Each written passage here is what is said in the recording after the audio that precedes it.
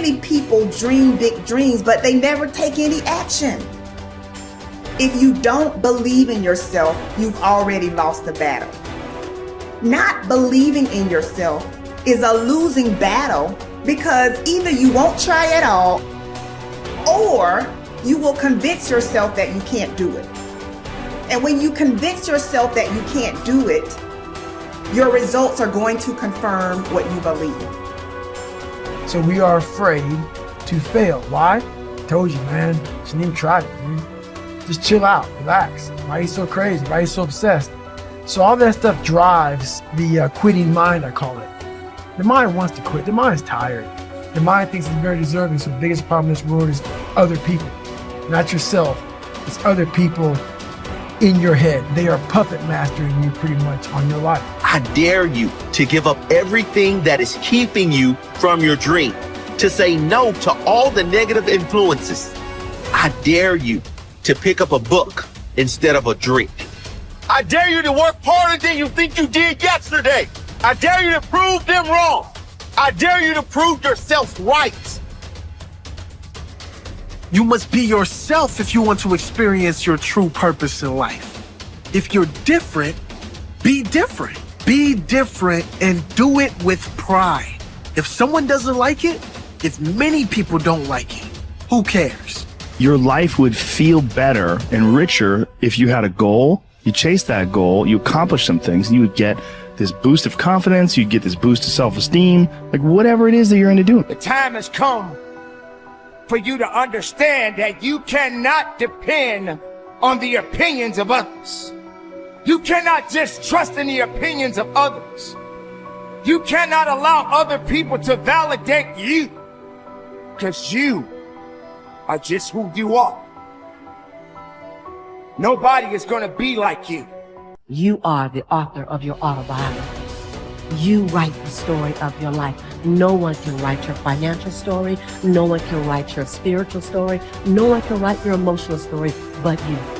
The pen has always been in your hand. The pen has always been in your hand. I say write a story that's going to be damn good to read. But don't let yourself be vulnerable to weakness. Don't let weakness consume you. Don't let hopelessness consume you. Be about your business. Understand that you got to keep living and living strong. When nobody's looking, when nobody's watching, when nobody understands the measure of passion that you carry, can you keep going?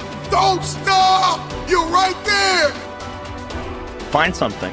Find a thing that you genuinely enjoy, because getting good at things you genuinely enjoy is extremely beneficial for young people, because it lets you know that, like, everybody thinks they're a loser. Every young person thinks they're a loser. At least a young person in the situation I was at.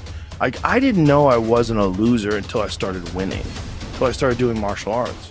Martial arts taught me that, like, I could get better at stuff, that I wasn't really a loser. I just was someone who was, like, in a fucked up situation. But you could channel all that energy that you have as a young person into something and get better at it. And then all of a sudden people admired me. I was like, this is crazy. So I went from being someone who was incredibly insecure and basically a failure to someone who was really successful at this one thing that was very dangerous, that other people were scared of. And that gave me immense confidence and also a real understanding of the direct correlation between hard work and success. And a kind of understanding that you're not a loser. Right. That there is a diamond in the rough. Yeah, and also an understanding that you can't listen to people. Because even my parents didn't want me to do martial arts. They didn't want me to fight.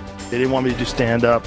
There's like, you have to understand, like, who you are, and then in the face of other people's either criticism or, you know, lack of faith in your ability to succeed, you push through, and there's great benefit in that. And then you realize that you can kind of apply that to other things in life. You can apply that to critics, you can apply that to social media commentators, you can apply that to a lot of things. I don't think people are happy if they don't have puzzles and complex tasks and things that are interesting to them, whether it's an art project or whether it's learning something completely new like stand-up comedy. Like, doing things that are difficult it's as much of a nourishment of the mind as food is a nourishment of the body.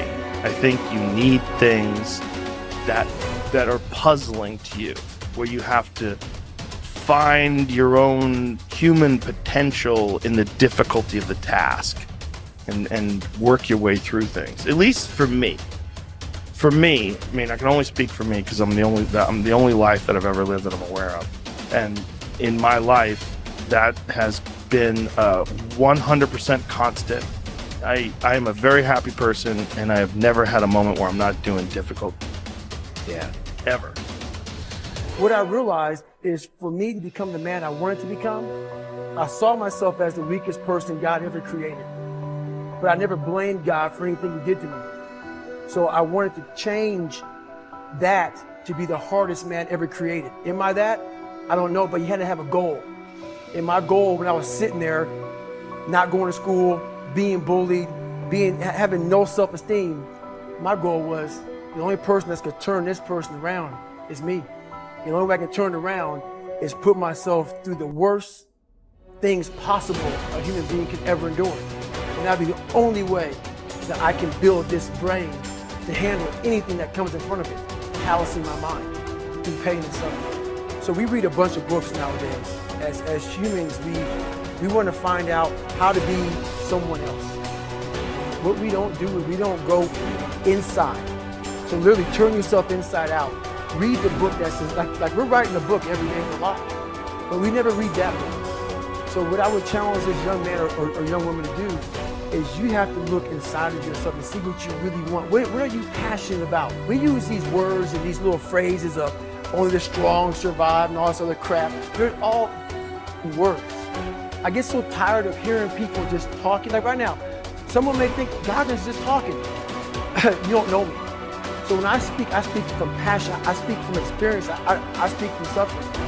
I have to tell this young man or woman that the only way I believe, this is just my experience in life, the only way you're ever going to get to the other side of this journey is you have got to suffer to grow.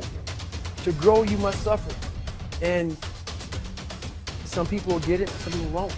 But they have to see what their journey is to start their journey. Several people live to be 100 years old. And they have great lives, and they have great kids. The kids go to college and all sorts of stuff. But somewhere in their life, there was a point where they had a decision to make.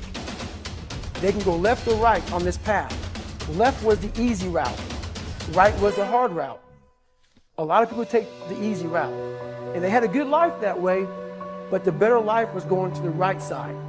And you may have 20 years of pain and suffering to get past it, but a lot of us die never truly starting our journey. And I would tell this young person, you gotta start your journey. It may suck, but it will come out the other side where you're coasting. Study the values you admire. You learn values by studying them closely. The law of concentration says that whatever you dwell upon grows and increases in your life. What this means is that when you study and read stories about men and women who demonstrated the kind of values that you admire and respect, and then think about those stories and that behavior, those values sink ever deeper into your mind.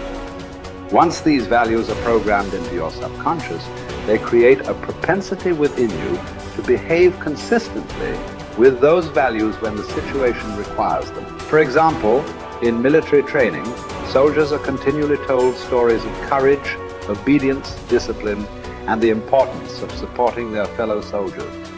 The more they hear these stories, discuss them, and think about them, the more likely they are to behave consistently with these values when they're under the pressure of actual combat.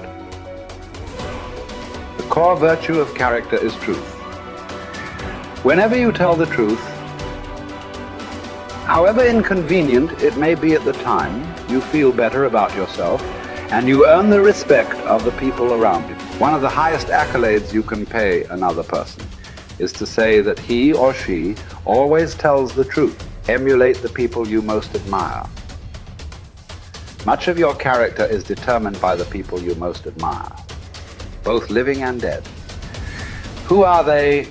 Looking over your life and history, make a list of the people whom you most admire, and next to their names, write out the virtues or values that they most represent to you. If you could spend an afternoon with anyone, living or dead, what one person would you choose? Why would you choose that person? What would you talk about during your afternoon together? What questions would you ask, or what would you want to learn? Consider this as well. Why would that person want to spend an afternoon with you? What are the virtues and values that you have developed that make you a valuable and interesting person? What makes you special? Practice the values you respect. You develop values by practicing them whenever they are called for.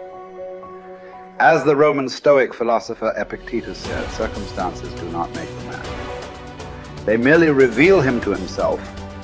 When a problem occurs, people tend to react automatically based on the highest values that they have developed up to that moment. We develop values by repetition, by behaving consistently with a particular value over and over again until it becomes a habit and locks in so that we come to practice it automatically. Men and women with highly developed characters behave in a manner consistent with their highest values, and they do so without thought or hesitation. There is no question in their minds about whether or not they are doing the right thing.